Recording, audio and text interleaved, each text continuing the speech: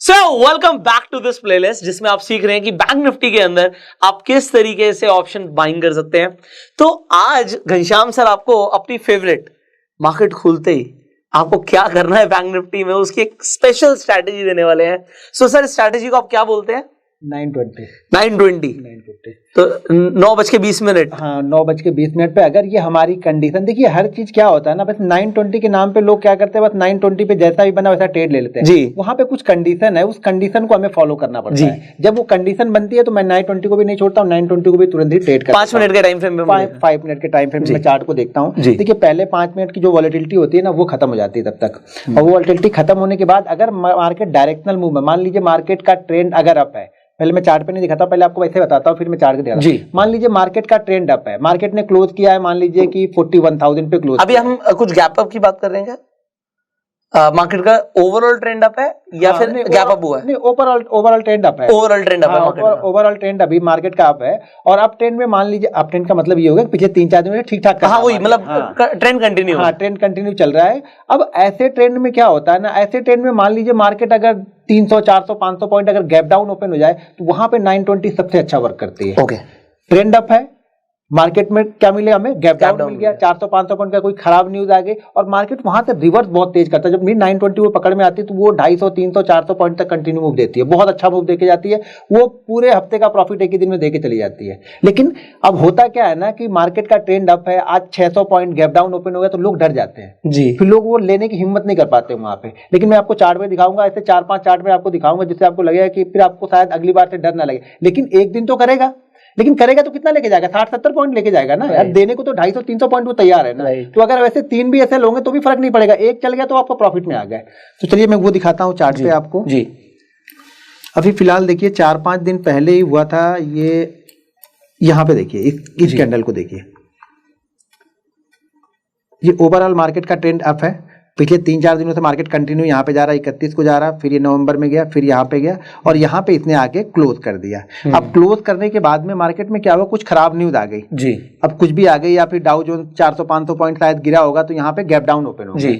इसको थोड़ा सा और जूम कर लेते हैं, मार्केट यहाँ पे गैप डाउन ओपन हो गया और गैप डाउन ओपन होने के बाद देखिए पहली कैंडल ही काफी बड़ी है तो लोग क्या करते हैं ना, यहाँ पे डर जाते हैं। पहली कैंडल जब बड़ी बन जाती है, ये 150 से 200 पॉइंट की कैंडल है, तो क्या करते हैं जिनको ट्रेड लेना भी होता है ना 9:20 पे, वो ट्रेड नहीं लेते कि यार 200 पॉइंट तो ऊपर हो गया, अभी ट्रेड लूं ना लूं, सोचने लगते हैं वहां पे।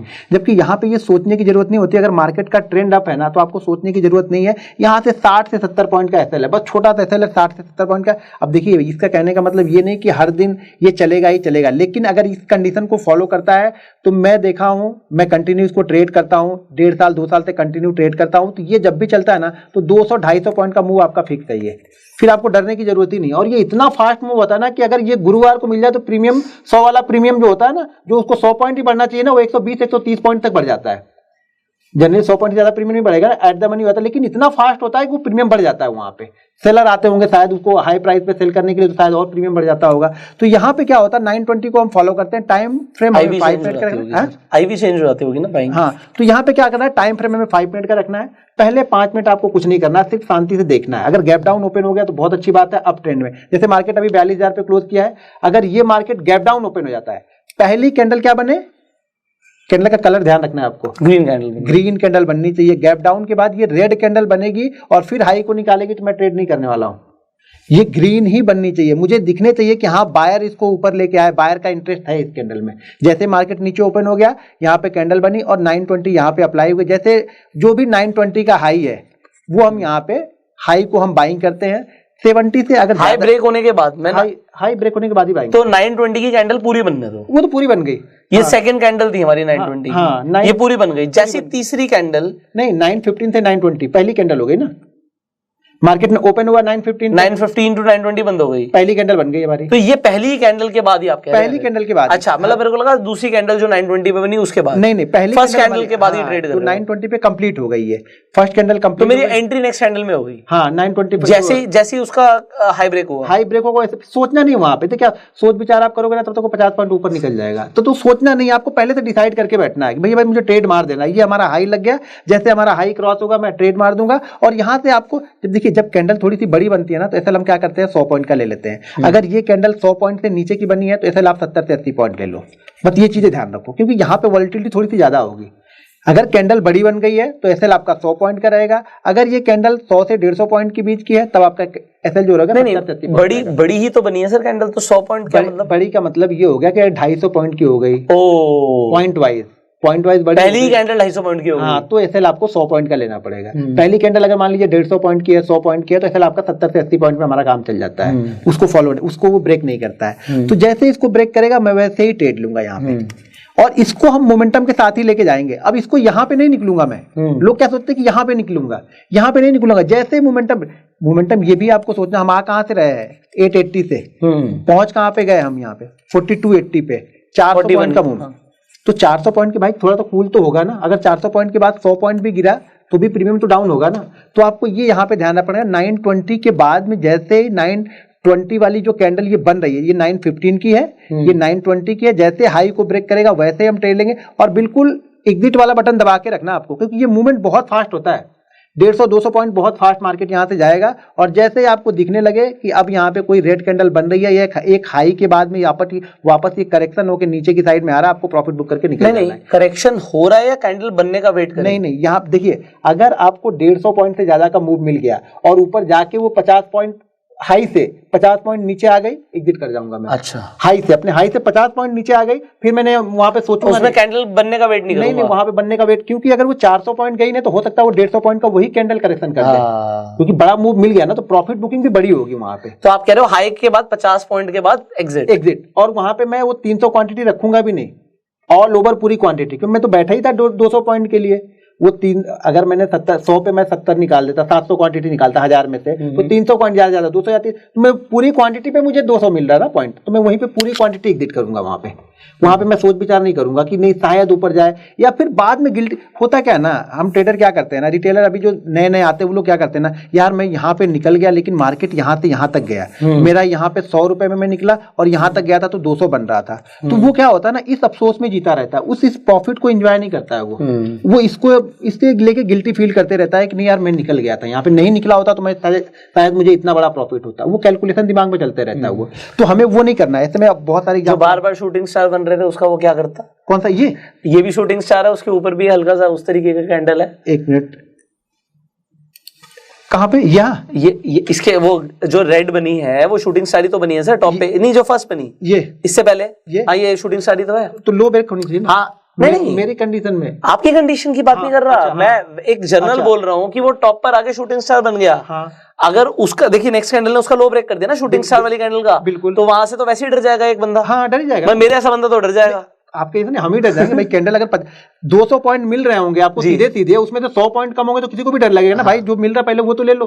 नहीं, इससे पहले वाली वीडियो में जब हमने कैंडल्स की बात करी थी और हमने हैमर और शूटिंग स्टार की बात करी थी, बिल्कुल, तो ये शूटिंग स्टार पे मतलब मेरे को डरना चाहिए अगर मैंने पोजीशन पहले ली हुई है तो बिल्कुल डरना चाहिए। हाँ। और अच्छा, अब यहाँ पर सर अब ये एक क्वेश्चन आया, इस वाली स्ट्रैटेजी के अंदर, पर्टिकुलर इस वीडियो की मैं बात कर रहा हूं, तो हम 920 ट्रेड कर रहे हैं। हाँ। 920 ट्रेड करके हमने प्रॉफिट बुक कर लिया, ठीक है। अगर मेरे दिमाग में 920 वाली चीज नहीं होती 1 मिनट के लिए, हाँ। मैंने सिर्फ अभी आपकी कैंडल्स वाली वीडियो देखी थी, बिल्कुल ठीक है। अब मैं इस यहाँ पर आ गया, मैंने आपका शूटिंग स्टार देखा बनता हुआ, ठीक है। शूटिंग स्टार का लो भी ब्रेक हो गया नेक्स्ट कैंडल में, तो अब मैं शूटिंग स्टार ट्रेड करता या नहीं करता? नहीं, देखिए दो कंडीशन यहाँ पे बनेंगी। पहली चीज तो ये देखनी पड़ेगी कि मैंने क्या बताया था, अगर शूटिंग स्टार देखना है तो मैंने क्या बताया था कि अगर शूटिंग स्टार ये यहाँ से मार्केट जाके इस लो को इधर कहीं पे बनता तो शायद मैं ट्रेड कर देता।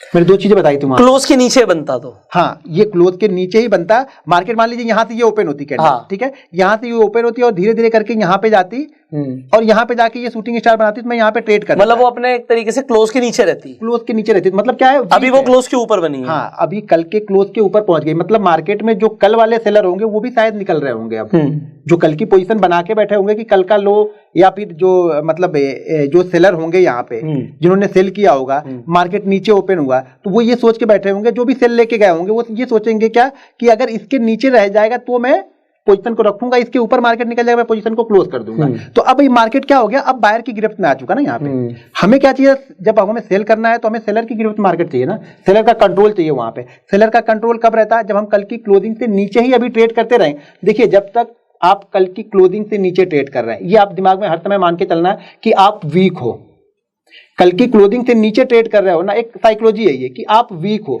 बायर वीक है, बायर वीक है, और कल की क्लोजिंग से ऊपर हम ट्रेड करें ना, बायर स्ट्रांग है, बायर स्ट्रांग है। हाँ, चार्ट में कुछ भी बन रहा हो, लेकिन कल की क्लोजिंग से ऊपर अगर अभी तक आप ये आप लोग प्लीज नोट कीजिएगा, क्योंकि ये जो बातें हम डिस्कस कर रहे हैं ना, ये सालों का एक्सपीरियंस है, ये आपको किसी किताब में ऐसे लिखा हुआ नहीं मिलेगा, नहीं मिलेगा, बिल्कुल ठीक है। तो ये एक एक्सपीरियंस है जो आपको मिल रहा है, please note this sir, please continue. तो हमें, मेरे लिए, मैं इंट्राडे ट्रेडर हूं, तो मेरे लिए कल का क्लोज, कल का हाई और कल का लो बहुत इंपॉर्टेंट होता है आज की ट्रेडिंग के लिए। आज अगर मैं ट्रेड कर रहा हूं तो मेरे लिए कल का लो, अगर मान लीजिए मार्केट कल के लो से नीचे ट्रेड कर रहा है तो मेरे दिमाग में हर समय ये रहेगा कि कल की क्लोज से नीचे ट्रेड कर रहा है, मार्केट कल की लो क्लोज से नीचे ट्रेड कर रहा है और ये ऊपर जा रहा है, तो मेरे दिमाग में हर समय ये रहेगा कि जो कल वाला क्लोज है वो आज रेजिस्टेंस का काम करेगा।